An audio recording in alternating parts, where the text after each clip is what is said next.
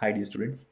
Let's see this question that came in JEE Advanced Paper 2 Physics in the numeric type or integer type section. This was a fairly simple question based on buoyancy. Let's see what's happening over here.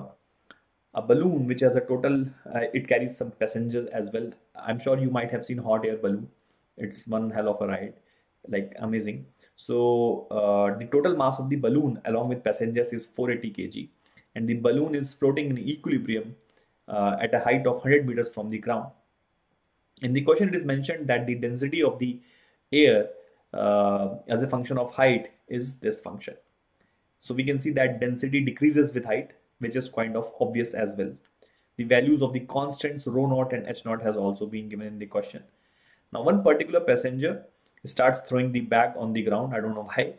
So because of this, what happens? The weight of the balloon becomes less, and hence it will require less buoyant force to balance itself. So it will go at a higher altitude, because with higher altitude, the density of the air, as can be seen by this function, decreases. So less buoyant force will be available, and hence the less buoyant force will balance less gravity. So we have to find the number of bags that has been thrown, right? So fairly simple question. Let's say initially the total weight of the balloon was 480 into gravity, which must have been balanced by the buoyant force, which we can write V into gravity into density at the height of 100 meters, which we can find by this function rho naught into e to the power minus 100 over h naught is 6000, correct? Let's say the g will cancel out anyway. Let's say the n number of bags has been thrown. So we can say that 480 minus n is the remaining mass. Again, gravity will cancel out, so I'm not going to write gravity.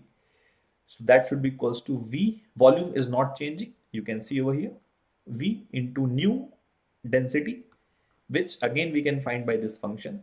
Just we put h as 150. The new equilibrium height is 150. So e to the power minus 150 upon 6000. Fairly simple one. So we can divide this equation 1 over equation 2 over equation 1 rather. That will be slightly even easy. So we can say that 480 minus n divided by 480, that will be is equals to e to the power minus 150 divided by 6000, which what we can write like this only. This will become 100 upon 6000, right? So what do we get over here? 480. So we can write, hold on. Yeah. So we can write 1 minus n upon 480. That should be is equals to, this becomes e to the power minus 50 upon 6000, which we can write 1 upon 120, minus 1 upon 120. Now this we can expand by the using the expansion of e to the power x. So this can be written as, since e minus 1 by 120 can be considered as a very small quantity, so we can just, what is the expansion of e to the power x, by the way? E to the power x is 1 plus x square by 2 factorial and so on, right? So since this is a very small quantity, so we can neglect the higher powers. So we can say that this will become 1 minus 1 upon 120.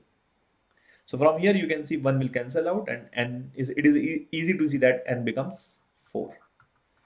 Let me tell you, of late, IITs have been asking lots of questions in which binomial approximation or the series expansion have been used vigorously.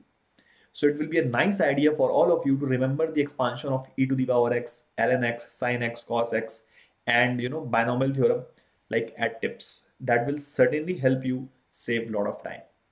Thank you.